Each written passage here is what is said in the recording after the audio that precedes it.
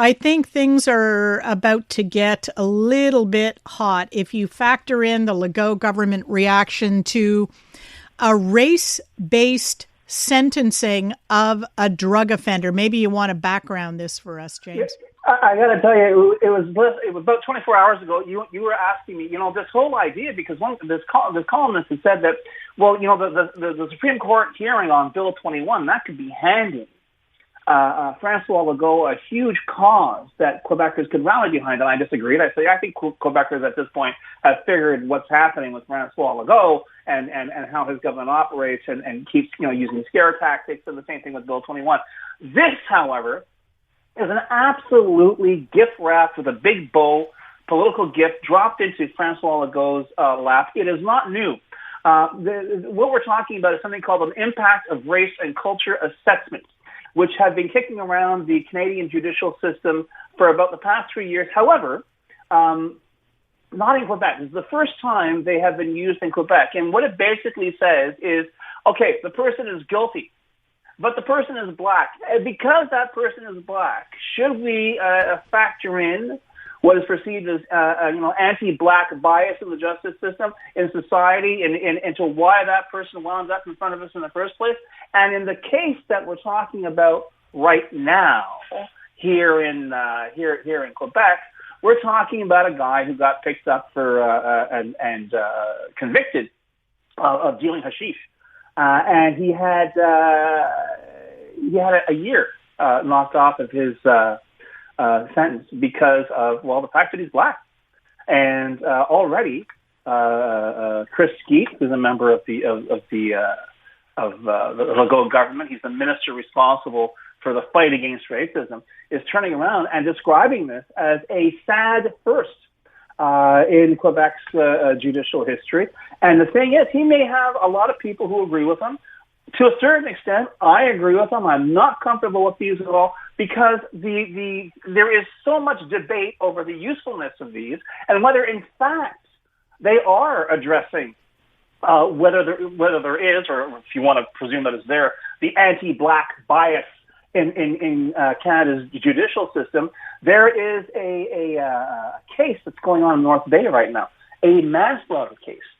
And it's gotten to sentencing. The accused has pleaded guilty to a reduced charge of manslaughter. He was initially charged with murder. The victim was stabbed to death in a fight with this person, and the court has heard, as part of pre-sentencing information, that this person is an immigrant from Burundi. Burundi has been rife with civil wars. He's always on edge. People from Burundi are always on edge, and that would explain why he had armed himself with a knife, because this is where he comes from. This is the kind of world that he came from. I'm not sure the judge is going to buy into it. The sentence has not been rendered yet. And I understand completely that, there's a tradition in most Western judicial systems that the accused has the right to a full and complete defense. I got no problem with that. But once again, and as Mr. Skeet quite rightly points out, we are getting the impression here that there's one set of rules for people who are one color and another set of rules for people who are any other color. And you know what? Maybe unofficially there are. Maybe there are people that turn around and say, if you're black, you wind up in a court, you're going away for some hard time. Well, maybe you are, maybe you aren't. But the fact is, this is not institutionalizing this. I think a lot of people and a lot of politicians will have a field day turning around basically saying, we're taking the justice system and we're cherry picking who goes to jail and who doesn't. We're cherry picking who faces the consequences. I mean, theoretically, if you want to be very mischievous, Trudy, you could turn around and say, does this mean that, because of these assessments, that someone who is white and comes from a moneyed background, a fine upbringing, turns to a life of crime, and yes, it's happened. If that person gets convicted, should they do extra time because they've had all these gifts handed to them? It's a ridiculous statement to make, and it's an absurd argument. But on the other hand, when you open that Pandora's box, you got to be very, very careful of what's jumping out. And I think today is just a suggestion of the first controversy. I don't think we've heard the last of this, especially as an increasingly desperate Francois Legault is looking for something to seize upon. And don't forget, Trudy, this is not something that's just dropping out of the sky. This is something that was created by the federal government, by Ottawa, C'est la faute de fédéral. Yeah. And don't be surprised, Trudy, if you hear more about this, certainly under a lot of Québécois bylines.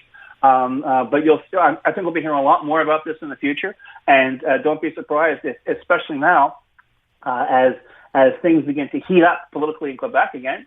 You're going to see the premier get scrummed on this, and I'll be fascinated to hear what he has to say. Yeah, sounds like the makings of another federal provincial dust up over that. The guy is going to jail, though. What you mentioned, he got a year knocked off. He got a year knocked off his sentence to 2 years, which is what the defense had suggested was 2 years in jail. So he is going to jail. Well, he's going to jail, and there's nothing saying that the Crown won't turn around and appeal the sentence. Yeah, I think they've said they're still studying the ruling. So well, of course they will, because I think they're a bit gobsmacked by the whole thing. But I'm pretty sure that the word's going to come down, appeal the hell out of this.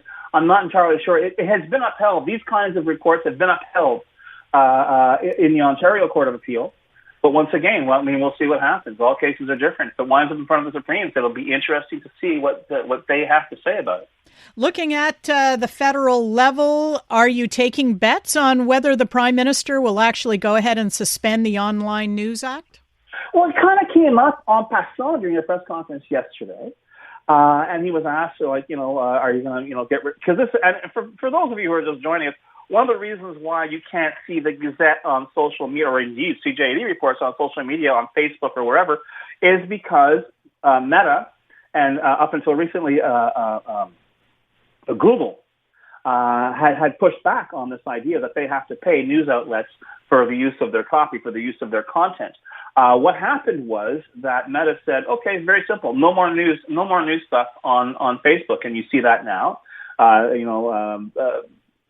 Google took a different approach. In fact, Google finally shrugged its shoulders and says, okay, you know what we're going to do? We are going to pay $100 million to Canadian media. It'll be divided, by a select group there, and the money will be paid out to make good the amount of content that you're giving us to basically stalk Google.